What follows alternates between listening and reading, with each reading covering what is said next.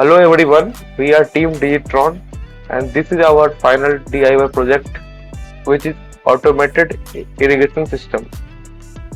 As you saw that the code was compiled without any error and we are currently uploading it to the Arduino board.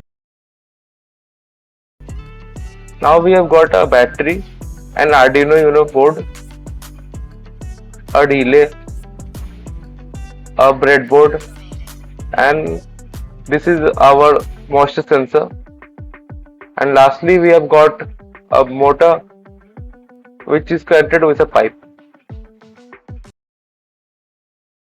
We can see over there are two glasses, one with wet soil and another with dry soil.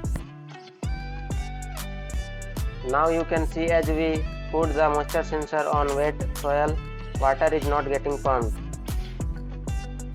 and as we put the sensor on dry soil, you can see the water is getting pumped. That's how it works.